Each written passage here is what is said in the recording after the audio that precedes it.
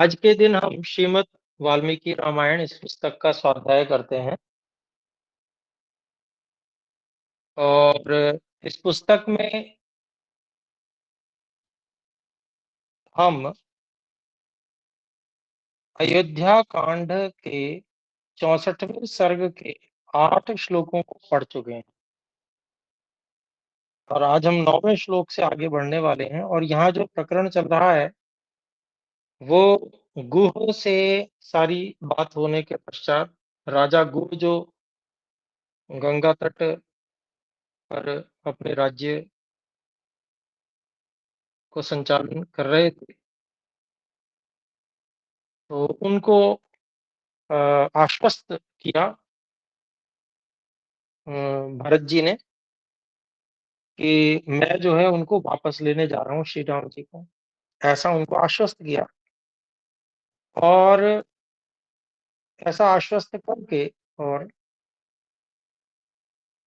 फिर गुह जो है उनको गुह ने उनका सत्कार किया और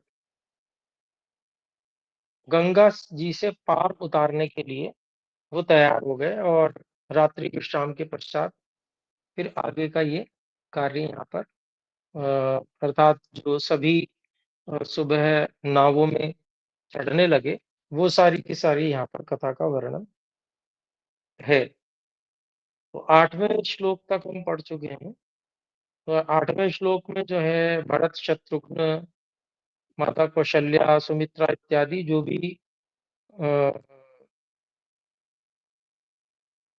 राज स्त्रियां थी वो सब एक जो राजा गुह के नाव में उनको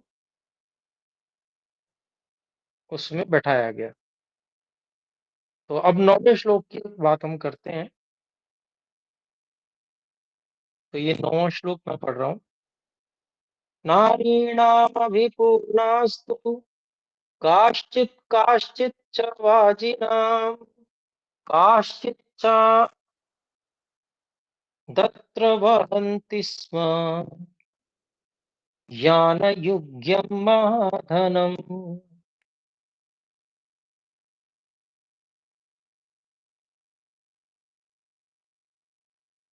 काश्चिदत्र वहन्ति स्म यानयुग्यं महाधनम्।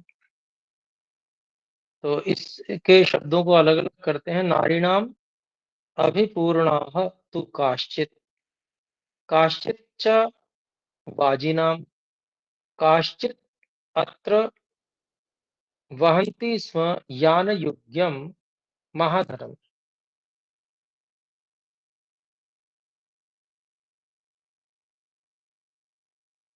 और इसका अन्वय इस तरह से करते हैं।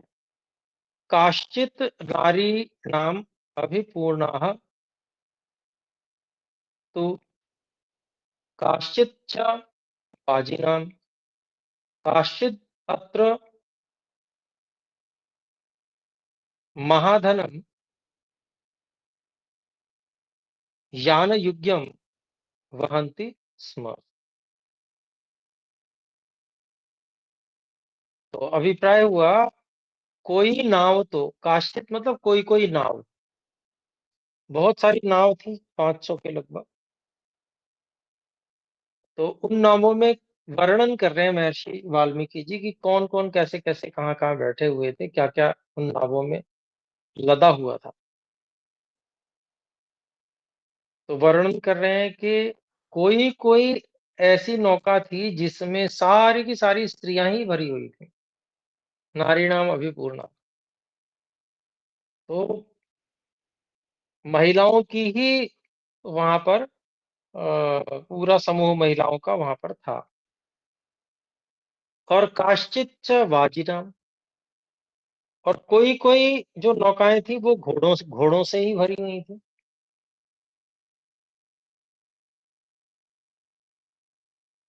और फिर कहते हैं और वहां पर कोई कोई ऐसी नावें थी जिसमें जो यान थे उनमें जुड़ने वाले अर्थात उनको खींचने के लिए जो महाधन अर्थात इस प्रकार के जो पशु होते होंगे उस समय, जो बहुत बहुमूल्य होते होंगे, जो यानों को खींचते होंगे, उनकी बात कर रहे हैं। वैसे महाधन अर्थात जो इस प्रकार के पशु थे, वो उनको ढो रही थी, ऐसी कुछ नावें नावें तो। ऐसे में बहुत सारी नावें अलग-अलग में अलग-अलग बहुत प्रकार के ऐसे लोग थे और पशु इत्यादि भी थे। तो उसका वर्णन किया है यहाँ पर। तो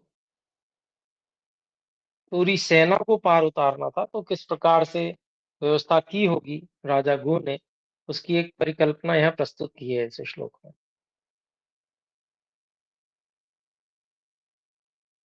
तो 10वां श्लोक देखते हैं।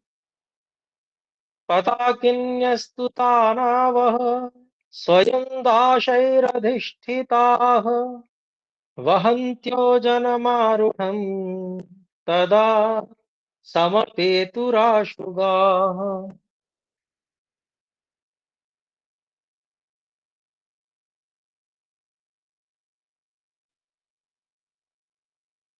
तो यहाँ पर अलग-अलग करते हैं शब्दों को। पताकिन्यः तु ताः नावः स्वयं दाशैः अधिष्ठिताः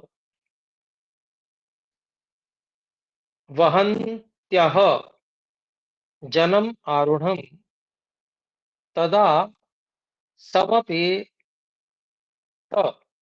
समपेत पुर आशुगाः।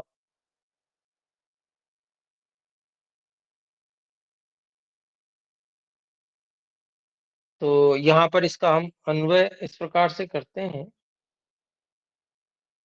ताः तु पताकिन्यः दाशैः अधिष्ठिताः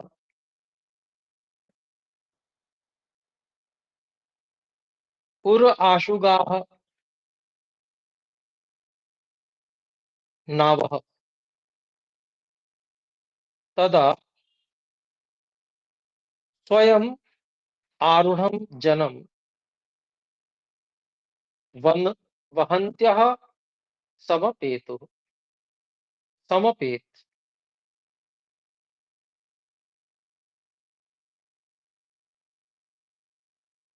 तो यहाँ पर अभिप्राय क्या हुआ कि वे जो अ,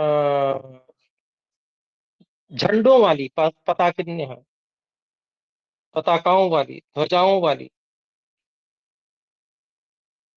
ऐसी और दाश ही अधिष्ठिता, दास जो सेवक जन थे जिनके द्वारा वो चलाई जा रही थी, वो अधिष्ठित थी।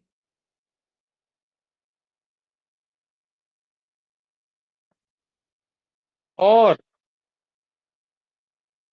जैसे कोई पेट के बल तैरता है, उसी तरह से वो बड़ी तीव्रता के साथ में जाने वाली थी, इस प्रकार की नावें नावः।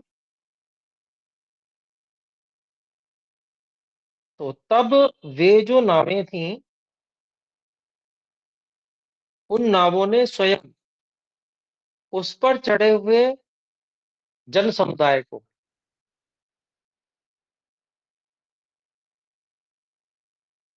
ढोते हुए बाहर, मतलब ले जाते हुए और पहुंचाया,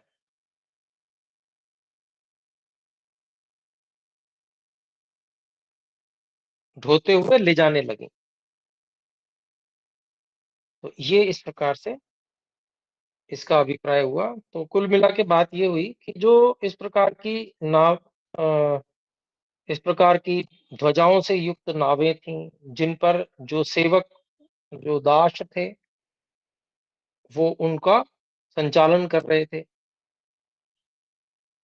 तो ऐसी जो नौएं नावें थीं, वो बड़ी तीव्रता के साथ में मतलब तैर रही थी उसमें, नदी में।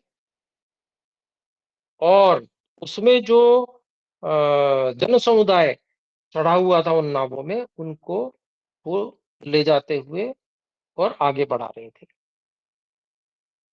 तेजी के साथ में। तो 11वां श्लोक देखें।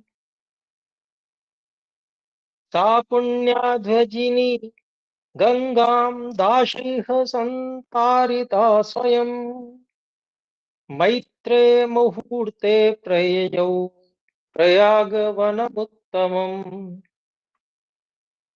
तो अब ऋषि वाल्मीकि जी वर्णन कर रहे हैं यहाँ पर कि उनको उतार दिया और वो आगे प्रयाग वन की ओर चल पड़े।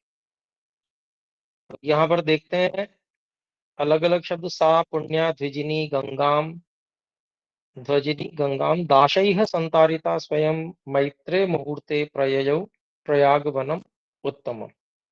और इसका अन्वय इस तरह के करेंगे। दाशैः सा पुण्या ध्वजिनी गंगाम स्वयं संतारिता उत्तमम प्रयागवनम मैत्रेय मुहूर्ते प्रययौ। तो अभिप्राय हुआ कि जो वो सेवक जन थे, दास थे, उनके द्वारा वो जो बहुत ही अच्छी पुण्य ऐसे ध्वजाओं वाली जो नावें थी, उन्होंने गंगा नदी को स्वयं ही सबको पार करा दिया, संतारिता। और फिर क्या हुआ तो कहते हैं जब वो पार उतर गए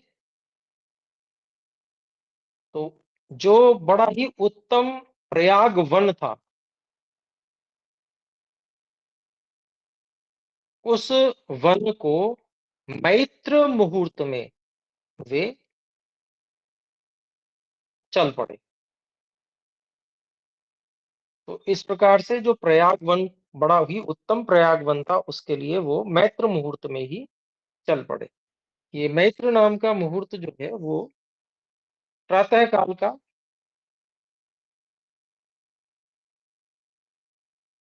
एक मुहूर्त है। तो उसका यहाँ पर नाम लिया है महर्षि वाल्मीकि जी ने समझाने के लिए कि किस समय वो चल पड़े थे। तो 12वें श्लोक को देखते हैं। आश्वासयित्वा च चमूं महात्मा नि, इसको थोड़ी अलग लय में बोलेंगे, भिन्न ये वो है पद्य। आश्वासयित्वा च चमूं महात्मा निवेशयित्वा च यथोपजोषम् द्रष्टुं भरद्वाजमृषि प्रवर्य ऋत्विग् हृदः सन् भरत प्रतस्थे।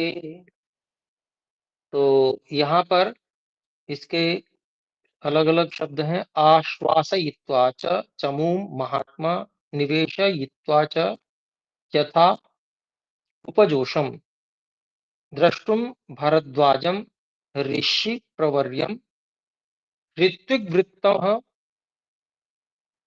ऋत्विग्वृतः सन भरतः प्रतस्थे। और इस प्रकार से इसका अन्वय कर देते हैं हम।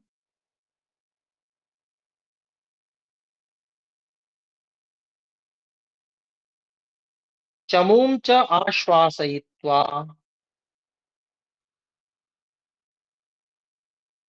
उपजोषम च यथा निवेशयित्वा महात्मा भरतः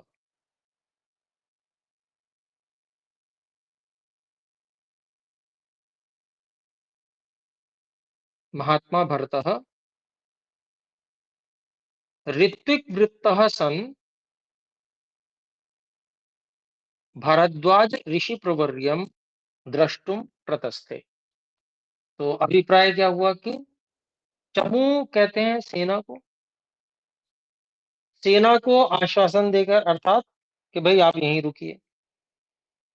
और उपजोषम अर्थात जो नागरिक थे और सारे, उनको वहां पर बैठाकर निवेशित ठहरा दिया। तो इस प्रकार से जो महात्मा भरत थे उन्होंने, तो महात्मा भरत ऋत्विग्रतः, अपने जो ऋत्विक गण थे उनसे घिरे हुए, मंत्री गण इत्यादि और जो पुरोहित गण थे उनसे घिरे हुए, ऋषि प्रवर्यम, महर्षि भरद्वाज जी को द्रष्टुम देखने के लिए वो चल पड़े। तो यहाँ तक ये हमारा 64वां सर्ग पूरा हो गया।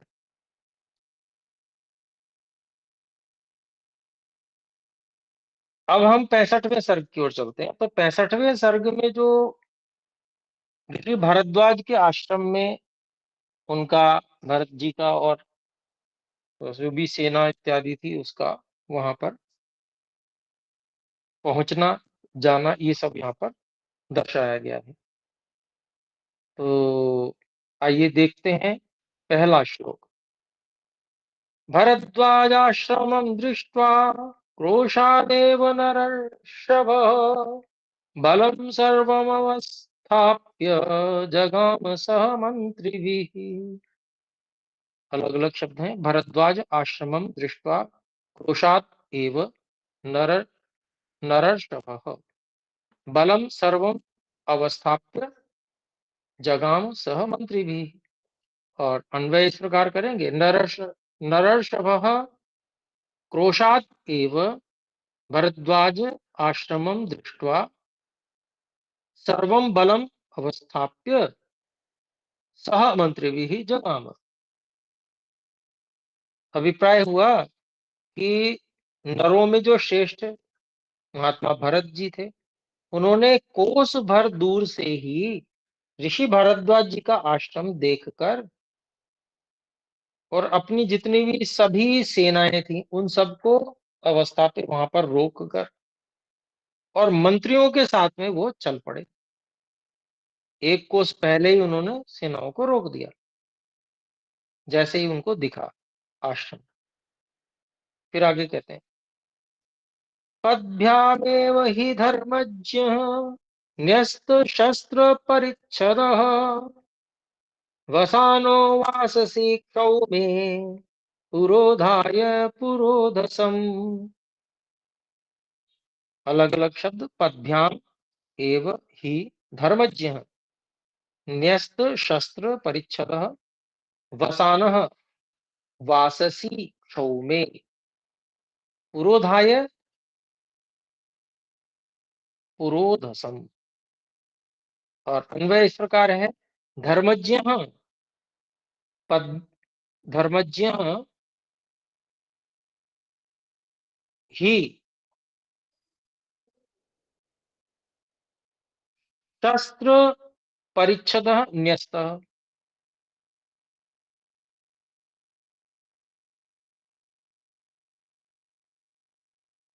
क्षौमे वाससी वसानः पुरोधसम पुरोधाय पद्भ्याम एव। गतवान को हम यहाँ पर जोड़ लेंगे, अध्यार कर लेंगे। तो क्या अभिप्राय हुआ कि जो धर्मज्ञ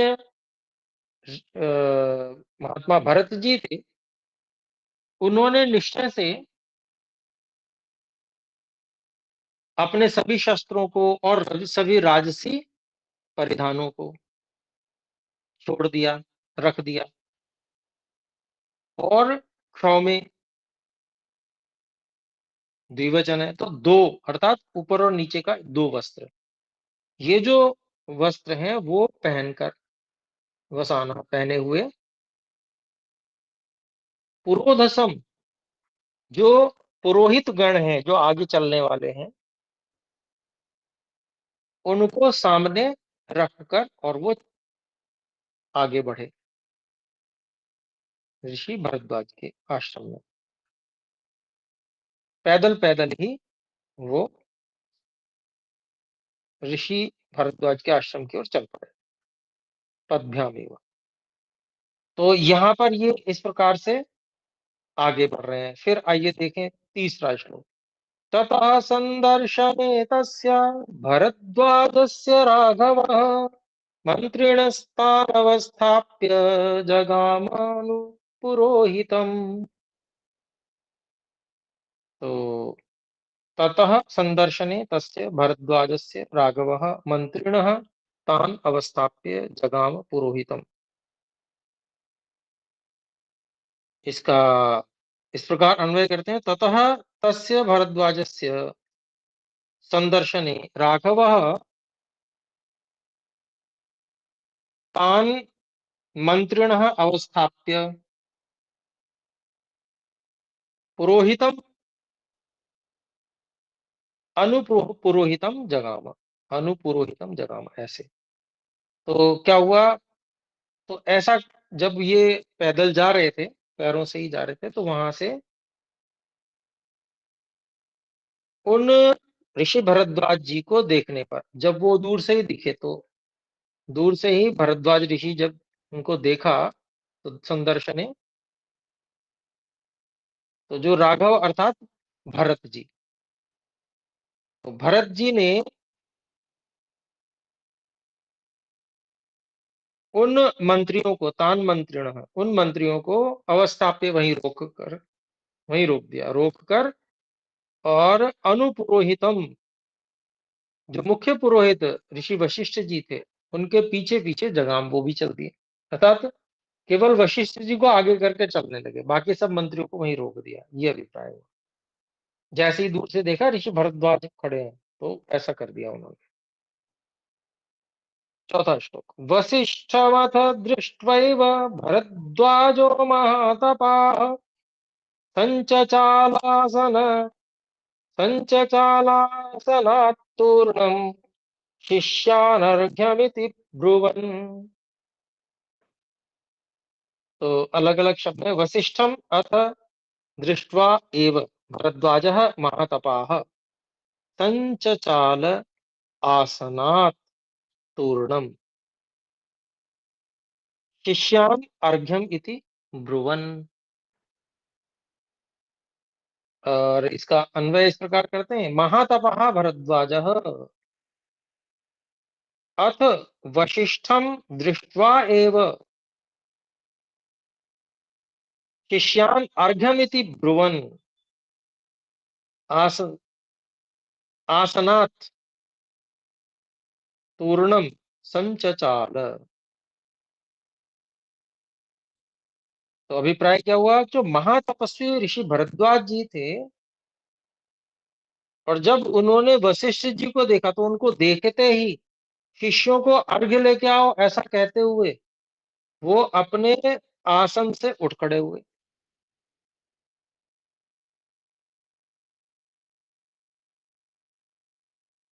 मतलब जो ऋषि वशिष्ठ थे, उनका भी बड़ा सम्मान आदर था।